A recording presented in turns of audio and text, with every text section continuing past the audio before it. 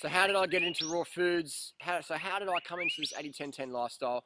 I came into it in 2001.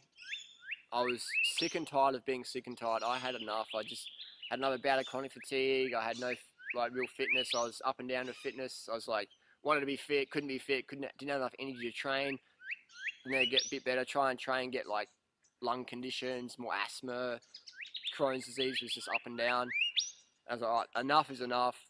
And someone mentioned vegetarian diet to me, and I was like, vegetarian diet?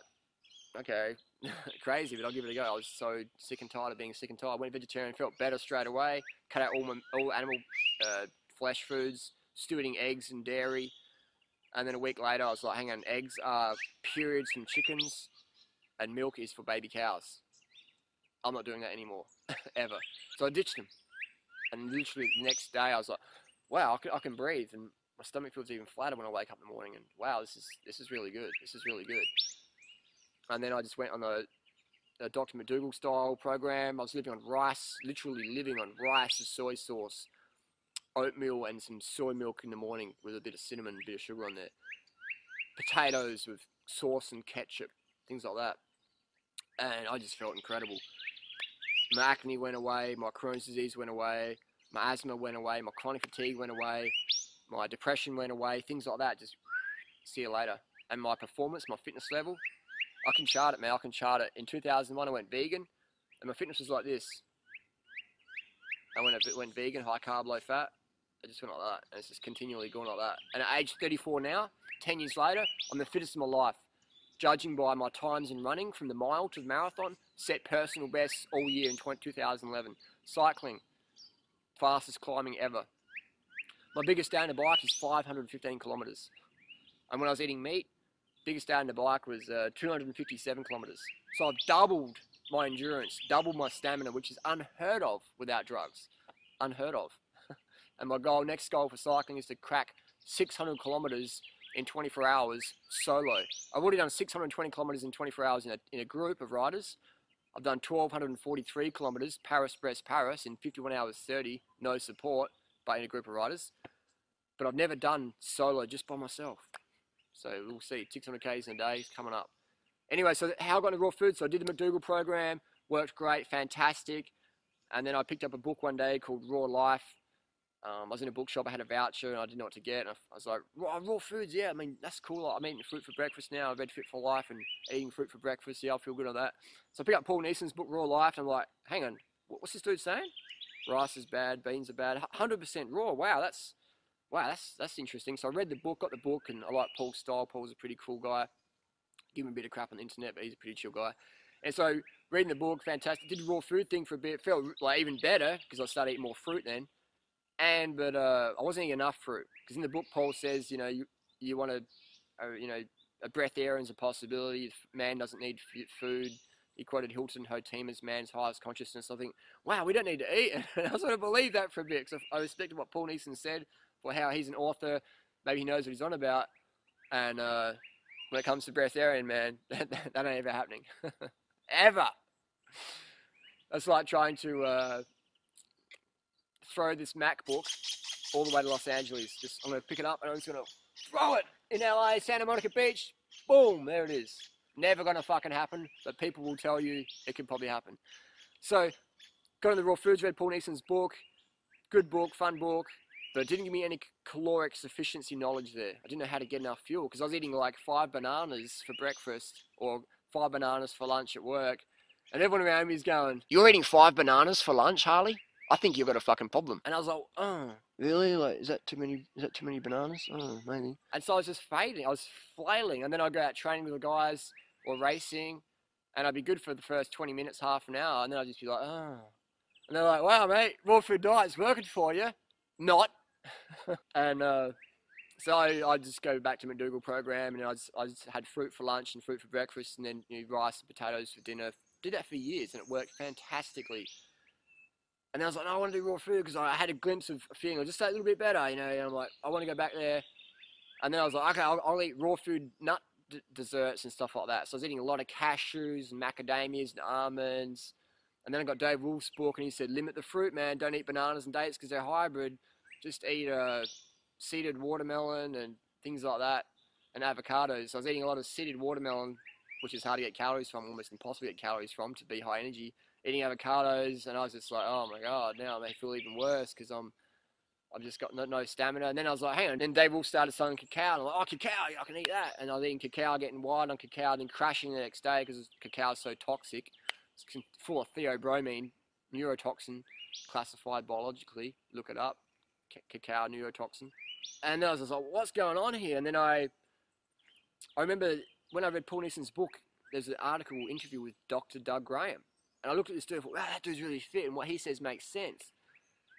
And so but I started eating more fruit. Everyone told me I was eating too much fruit, and then I read Dave Wolf's book. I'm like, yeah, okay. And then I started emailing Doug Graham because I still had that glimpse of feeling really well on the bananas. So I emailed Doug Graham and said, what's going on here? I felt good for a bit, and then I crashed. And he's like, what are you eating? And I'm like, I'm eating this. And he goes, that's too much fat, not enough carbs, not enough calories. And I'm like, oh, I don't count calories. I don't have a weight problem. He's going, you got an energy problem, man. You don't have enough stamina to go as hard as you want to go when you want to go hard. And I'm like, yeah, that's right. So he said, you need to eat X, Y, Z amount of carbs per day. And I'm like, man, I don't count calories. And he's like, great, you don't have to count calories, just don't expect good energy levels. And I was like, yeah, whatever, mate. And I was a bit cocky with him back then, and I just sort of thought, yeah, whatever. And I just sort of would just yo-yo, you know, fruit, rice, got the fat down. Still felt amazing. Felt better than the high-fat raw, obviously. Everyone does. But then I went to, and then I was still like, oh man, this Doug Graham dude's pissing me off because I know he's fucking right, and I really need to learn how to put enough fuel in the tank. So I bought his book, Nutrition, Athletic Performance, and I was like, yeah, awesome. And then I went to Health and Fitness Week in 2006, and I was like, holy shit, you guys eat a lot of fucking fruit. And Doug's like, we don't eat a lot of fruit, we eat enough fruit. And I was like, oh, enough, a lot, oh yeah, enough, you need enough. You need enough. You need enough sleep, you need enough water, you need enough fruit, you need enough carbohydrates. So then I just got into it, and I just went from there. And I was still eating a bit of raw gourmet occasionally. And in hindsight, it would have been 1,000 times better off going out to rice and beans and potatoes and then getting back on the fruit when it was available or when I could get it, versus going fruit down to nuts. I could have gone fruit to potatoes to rice, still high carb, low fat. But I was going fruit to nuts, driving myself nuts, too much fat in the blood, not enough glycogen, performance is just like blah, blah, blah, blah, blah. I could have just gone fruit to potatoes. I still had the glycogen going on, high carb, low fat, clean blood, versus getting my blood all goopy and fatted out from the excess nuts and oil. I didn't know about that. I was just like, raw is law, and I think raw is 100% the best. But what's best is getting enough carbohydrate calories, be it bananas or potatoes. Hope that makes sense. Don't focus on 100% raw. Focus on 100% getting enough carbohydrate calories, with fruit being the preference, potatoes being second preference, versus going to nuts just to stay raw. Unhealthy, bad for your health. Potatoes are good, man. Don't fry them in oil. Don't add animal bits to them. Just have them steamed or baked with a little bit of condiment. Fantastic. And then in 2006, I was doing that, feeling better on the fruit. And in 2008, I went up another level, and I'm like, all right, I'm going to get even fucking more hardcore with this. I'm going to read sports nutrition journals. I'm going to talk to Tour de France team riders and doctors. How many grams of carbs are they eating a day? And I'm like, I'm going to eat like that. And I just increased my fruit intake from a lot, enough, to extra. And boom, went up another level. Just I'm constantly climbing levels, getting new insights, powerful insights I can share with myself and other people. In the last 10 years as a vegan and into raw foods, I've experimented extensively. I've always kept it vegan, except for maybe honey back in the day, but always vegan, no eggs, dairy, whatever. I'll leave those experiments to my friends, watch them go, whoa, that's fucking crazy. So what have I learned in those last 10 years? What can you learn from my experiences? What can you learn in the next 60 seconds that took me 10 years to learn? How cool is that? You can learn in the next 60 seconds what took me 10 years to learn. This is what you're going to learn. This is what I've learned. Fruit is the ultimate. Sweet fruit, bananas, and dates. If you get enough calories from them, you can eat any fruit you want, watermelon, oranges, bananas, and dates, but you have to get enough calories from them. Like my friend Mike Arnstein, he can eat way more than me. I can't eat enough watermelon or oranges or papaya to get enough calories. I need bananas and dates to get my calories. So I've learned that you got to get enough calories from your favorite fruits. Fruit is the best. It's the ultimate. Bananas and dates. Killer. Lightweight, high calorie, high carbohydrate, low fat plant foods. That's what I've learned. I've learned that you're better off going off raw foods onto potatoes, vegan carbohydrate dishes than going onto raw food desserts like heaps of cashews or macadamia nuts, high fat, carbohydrate deficient raw food vegan meals. You're better off on a high carb cooked vegan program than a low carb, carb insufficient, 100% raw vegan program. High carb is better, low carbs, fuck. I've learned it doesn't matter how well you eat, you need to go to bed early. You need to get early nights consistently. Because if you get late nights, you're going to fuck up your health. Doesn't matter how good you eat. I've learned that you need to drink enough water every day so your urine is always clear and you're peeing at least a few times a night. That's what I've learned. I've learned that all the superfood stuff is absolute rubbish, and now recently we've got the Adia Clarity recall. They're recalling it because it's toxic, poisonous. Hello, we were saying that for fucking ages, man. Didn't listen to the crazy fruit bats, did you? And I've learned the only supplement worth taking, regardless of your dietary choices, is perhaps vitamin B12. It's the only supplement I take, it's the only supplement I recommend, regardless of what your diet is. I give B12 injections to my raw meat-eating friends who are eating raw eggs, raw meat. They still have a B12 issue. Give me injections, levels jacked up, problem solved. B12 is the only supplement I recommend or take. The rest of it's just... Second biggest problem is social disapproval. People say, you ain't like a monkey, you ain't like a monkey, huh? That's all that fruit's gonna make you fat, or you don't get enough calories from fruit, like, you can kick my ass in the bike, but fruit's not healthy. All this stuff like that. So social disapproval, a lot of people can't deal with it. Personally, I don't give a fuck, man. I follow my heart, I follow health, I follow having fun. I don't give a fuck about the status quo, jealous fuckers, haters, drinking haterade, slipping on haterade, whatever. I don't really give a fuck about that anymore. I used to 10 years ago. I've learned just to not take anything personally. Sometimes people change, they regret what they say to you, so don't take it personally, don't freak out. Eliminate excess drama from your life, have fun, be the example, be the change you want to see. Who we are speaks so loudly, no one can hear what we're saying. People, if Dave Wolf wants to sue you or what, don't take it personally, just keep doing what you're doing.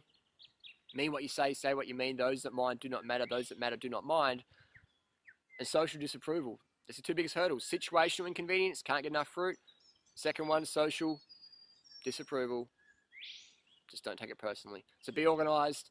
Don't take things personally. That's what I've learned my raw food journey. Hope that's of some help. This is a fucking video I would have paid fucking $10 million to have heard back in 2001 when I thought, okay, I want to get into raw foods lifestyle. What do I need to know? So that's what I've learned. This is like a 10-minute video, 15-minute video. It took me 10 years to work it out. You lucky buggers. You're getting the secrets now. For free. Cool. I'm just giving stuff away, man. That's what life's about, man. Just giving and sharing. Receiving and giving is one and the same. Give, receive. Just keep the flow happening. Don't hold on to anything. Don't block anything coming in. Just keep it flowing, man. Keep the flow happening. Give and receive. Pay it forward. See you on the road. Thanks for watching.